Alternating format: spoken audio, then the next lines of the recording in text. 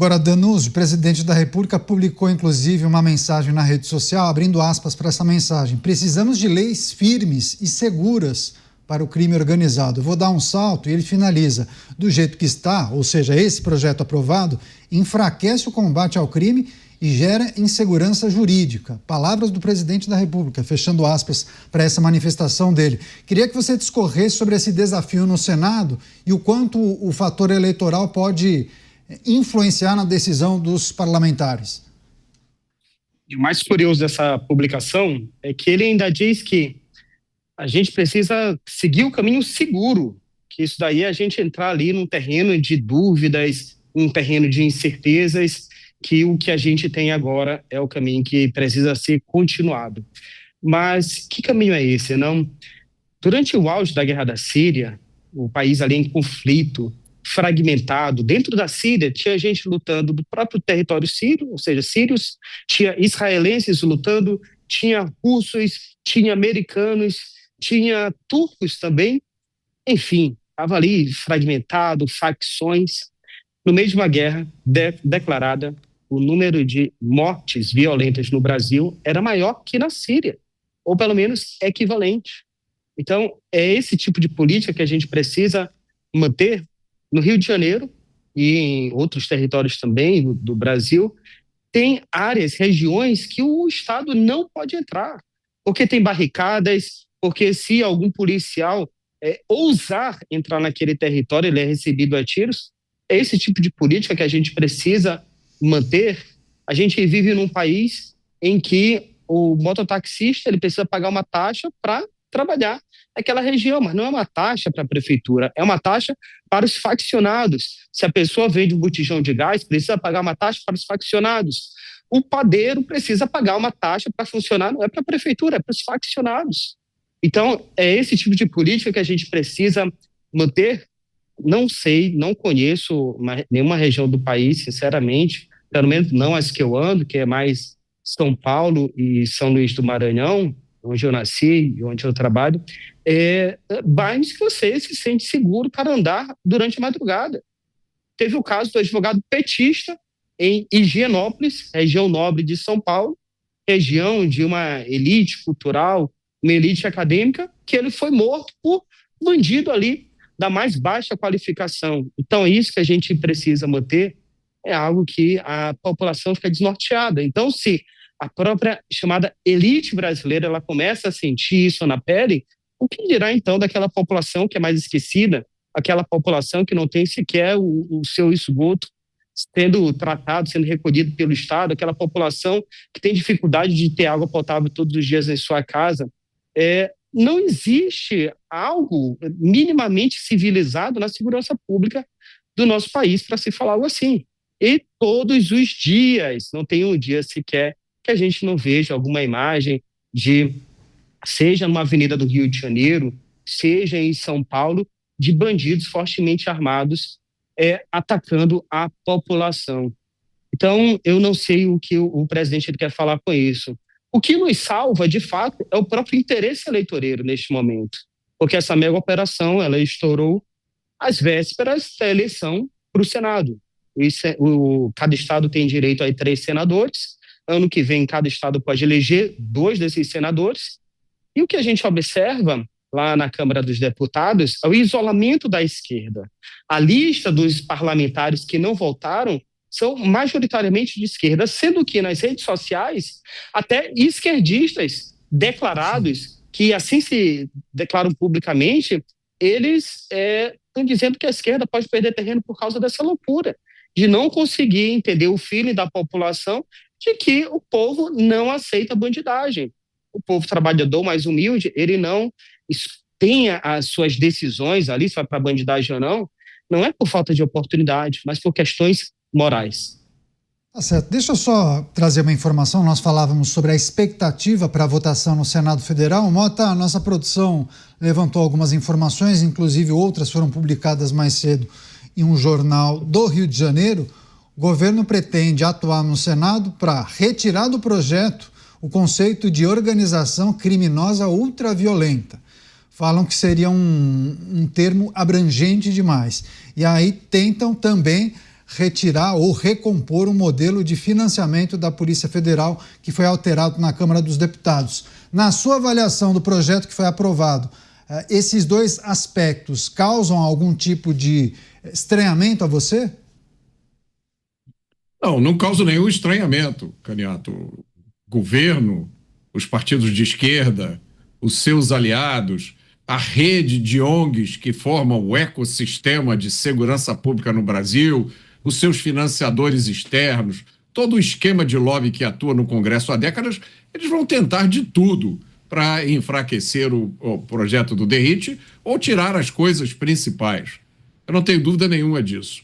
A questão da criminalidade ultraviolenta é uma parte essencial do projeto. Retirado isso, o projeto perde a dorsal. Essa foi a grande sacada do projeto, usar esse comportamento para caracterizar a atuação de uma facção. Então, uma vez que o criminoso pertença a uma facção, ele passa a ser sujeito a penalidades que estão entre as mais duras do Código Penal brasileiro. Ele não vai ter direito a nenhum desses benefícios absurdos, que nenhum criminoso preso deveria ter direito de qualquer jeito, mas a gente não pode ter tudo de uma vez. Inclusive, até por virtude de uma emenda, se eu não me engano, sugerida por Marcel Van Hatten, até o direito a voto que os presos provisórios têm também deixará de ter. Então, do ponto de vista lógico, jurídico, isso não tem significado nenhum. O governo e os seus aliados vão tentar toda e qualquer manobra que esteja ao alcance deles para abater esse projeto no Senado. Eu não tenho absolutamente nenhuma dúvida quanto a isso. A gente só fica com a dúvida qual vai ser a resposta dos senadores a isso. Rápida parada para você que nos acompanha pela rede. Nós seguimos aqui com os debates e as análises do projeto aprovado e as expectativas para a votação no Senado Federal. Quando eu falava desses dois aspectos que foram criticados, inclusive o Dávila fez uma cara de desaprovação, né? Quer fazer um complemento, Dávila? O ministro Fernando Haddad, inclusive, disse que esse projeto vai asfixiar a Polícia Federal e a Receita Federal. Quem está asfixiando o setor privado é o ministro da Fazenda, cada vez cobrando mais taxa, cada vez metendo mais a mão no nosso bolso. Ele não consegue tirar a mão do nosso bolso para financiar justamente esse Estado caro, ineficiente e corrupto. Esse prejuízinho das estatais, só o Correio, ele quer arrancar mais 20 bilhões de reais do nosso bolso. Portanto, ele não tem moral alguma para falar sobre gastos da Polícia Federal. E segundo, o projeto aprovado pelo DERIT justamente vai utilizar o dinheiro do crime organizado para financiar a polícia. É ou má fé ou ignorância. Qualquer uma das duas alternativas é um desastre para quem governa o Brasil em nome do povo e das costas para o povo. Pois é, inclusive, ele respondeu aos questionamentos dos jornalistas e disse que o projeto não apenas asfixia financeiramente a Polícia Federal para os próximos anos, como, na avaliação dele, cria expedientes frágeis que vão ser utilizados pelos advogados do andar de cima do crime organizado para conseguir vantagens no judiciário, que vai ter que respeitar a nova lei se ela for aprovada. Palavras do ministro da Fazenda, Fernando Haddad. Já é um bom indicativo do que deve vir pela frente no Senado Federal. Um cabo de guerra, né, Beraldo? Pois é, Caniato. E é engraçado você ver, né? A gente tem ouvido muito o ministro da Fazenda, Fernando Haddad, ficar atacando esse assunto, né? Então, tudo que acontece e que tem alguma vinculação que seja de desagrado do governo, é tudo ligado ao crime organizado, é tudo para financiar o crime organizado e por aí vai. E aí me chama a atenção duas coisas. Primeiro, que o contrabando de cigarro, por exemplo, que representa um prejuízo de mais de 20 bilhões de reais em arrecadação e que absolutamente todo mundo sabe de onde vem, os cigarros atravessam a fronteira entre Brasil e Paraguai, não merecem do ministro a mesma atenção. Ele não toca nesse assunto, ele não fala absolutamente nada sobre esse assunto. E outra coisa que me chama a atenção é lembrando da época em que Fernando Haddad e Robinson Barreirinhas, o atual diretor-geral da Receita Federal, ou secretário Geral da Receita Federal, estavam na Prefeitura de São Paulo na época em que os primeiros contratos, os principais contratos assinados com a empresa de ônibus Transwolf aconteceram. Essa empresa que foi depois alvo de uma ação da polícia porque estavam ali com uma ligação evidente, óbvia e clara com o primeiro comando da capital. Então, eu acho muito engraçado essas falas que parecem de gente limpinha, falando de quem está sujo. Mas eu não estou vendo ninguém limpinho nessa conversa, não.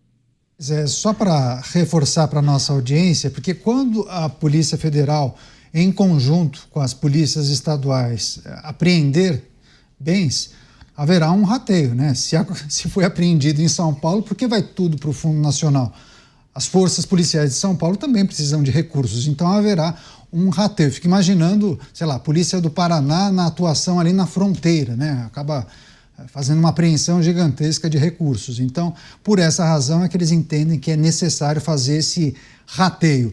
Vou passar para o Danúzio. Antes, eu vou receber as pessoas que nos acompanham pela rede Jovem Pan. Todo mundo vai acompanhar na íntegra o comentário do Danúzio Neto. Então, eu reforço a participação do nosso público. Se você puder, vote na enquete do dia, publicada em jovempan.com.br, mas também no nosso YouTube do programa Os Pingos nos Is. A gente trata justamente da adoção desse discurso por parte do governo, né, que diz que o projeto antifacção, que foi debatido justamente para endurecer a legislação, ele enfraqueceria o enfrentamento ao crime organizado. Se você puder votar, manifestar a sua opinião, a gente te espera no portal da Jovem Pan e também no YouTube de Os Pingos nos Is. Agora, Danúzio, eu queria também pedir sua análise sobre esses aspectos que muitas vezes são debatidos pelas lideranças que colocam o projeto em xeque, como esse da divisão dos recursos. Danúzio Neto, você. O governo, ele tem uma fome de dinheiro que não acaba nunca. Se a gente der as nossas causas para o governo, não vai ser suficiente. Precisa dar as casas, precisa dar os anéis, os dedos, precisa dar tudo. Então, todo dia a gente tem uma nova taxa, um novo imposto, não é suficiente. Tudo é uma desculpa para mais recursos. E mais recursos, nesse caso, significa centralizar a segurança pública no governo federal. Quem é que confia no governo Lula para centralizar, para acomodar, ter as diretrizes e executar uma segurança pública nacional, sem dividir essa responsabilidade com os estados, que é algo que está sendo tentado há bastante tempo pelo governo Lula? Quem é que confia? Cidadão que vive ali nos estados? Absolutamente ninguém. Nem, talvez, os governadores que são mais alinhados ao governo. Basta ver o que acontece na Bahia, que é um estado governado pelo PT, e é, se não for o mais violento, dos mais violentos do país. Inclusive da tão falada letalidade policial que a esquerda tanto gosta de falar. A maior que existe é justamente onde? No governo do PT. Então, quem é que aguenta deixar concentrar todos os recursos na mão do governo Lula para que ele decida o que vai ser feito na segurança pública? A gente já tem uma população que, ao contrário do que o seu desejo foi manifestado nas urnas lá atrás, uma população que anda desarmada. Então, já foi centralizado um pouco mais a segurança pública na mão do Estado. Aí a gente precisa abrir mão também da segurança pública dos estados para colocar na mão do governo federal, algo que não faz absolutamente sentido nenhum. E o Brasil, ele precisa ir na contramão disso. A gente já tem uma concentração muito grande de recursos em Brasília, a chamada Ilha da Fantasia. A gente já tem recursos que saem de maneira desproporcional dos estados mais ricos para os estados mais pobres. E esses estados mais pobres ficam viciados e nunca avançam, nunca se desenvolvem. É o caso do Maranhão, Piauí, os estados do Norte, outros estados do Nordeste. A gente está num ciclo vicioso que precisa ser quebrado. O Pacto Federativo precisa ser revisto, inclusive na segurança pública. Por que não deixar cada estado reformar a Constituição, se fosse possível, para cada estado, inclusive, decidir a sua legislação penal, como é nos Estados Unidos, em que um estado ele vai decidir ter uma legislação mais rígida ou não. E, consequentemente, isso daí vai significar melhorias para a população. Enfim, então, no lugar de centralizar na mão do governo federal, que está passando por... tem descrédito gigantesco para todo mundo neste momento, exceto para aqueles, obviamente, que recebem recursos dos corpos federais, por que não deixar isso na mão dos estados e reformar a legislação para que cada um tenha mais liberdade de atuar conforme a sua própria realidade local. Bom, tá, e também é preciso considerar esse aspecto que diz respeito àquilo que foi apreendido das facções criminosas e a criação daquele fundo, né? Os estados precisam, de alguma maneira, acessar aqueles bens que foram, ou os recursos, né, provenientes dos bens, inclusive para reforçar as próprias forças, não? Claro, Caniato, mas você olhar o panorama geral, eu vou dizer, para mim essa questão é absolutamente irrelevante. Olha a quantidade de dinheiro que o Estado brasileiro gasta, desperdiça, joga fora com coisas absolutamente inúteis, como acaba de acontecer com essa tal COP30 lá em Belém. O Cristiano Beraldo levantou há muito tempo um dado aqui que eu não esqueço nunca mais e sempre lembro a todo mundo, sempre que posso. O governo brasileiro achou uma boa ideia gastar 100 bilhões de reais em uma única refinaria, Abreu e Lima, que ainda não está pronta. Com esse dinheiro, você reconstruiria todo o sistema prisional do Brasil, colocando todos os criminosos presos atuais em vagas padrão ONU e ainda criaria mais um número igual de vagas vazias. O Estado brasileiro não faz isso. O Estado brasileiro não liga a mínima para as condições de trabalho da polícia, para as condições do presídio, e agora vem com esse papinho de que o problema é o que fazer com os recursos apreendidos das facções, que isso vai tirar dinheiro da Polícia Federal. Há um limite para a hipocrisia. Há um limite. O cidadão brasileiro não aguenta mais ser feito de bobo. Eu suspeito que o governo brasileiro, a esquerda e toda essa turma pró-bandido vai finalmente descobrir esse limite na paciência do brasileiro. Quer trazer também o seu ponto de vista, Dávila, sobre esse aspecto?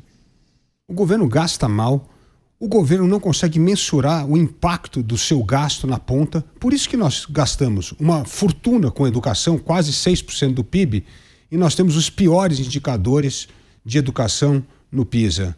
Nós gastamos uma fortuna com segurança pública e temos péssimos resultados, como é o número dos 40 mil pessoas que são assassinadas por ano no Brasil, apenas 1/3 dos crimes são elucidados, a condição péssima nos presídios e, evidentemente, falta de equipamento e dinheiro para o treinamento da polícia. Então, tudo isso mostra um governo que gasta dinheiro com a máquina pública e não olhando o resultado final. Se isso está melhorando a segurança pública na ponta, se isso está fazendo com que o aluno aprenda mais na sala de aula, se isso está fazendo com que o atendimento seja melhor nos hospitais públicos, não.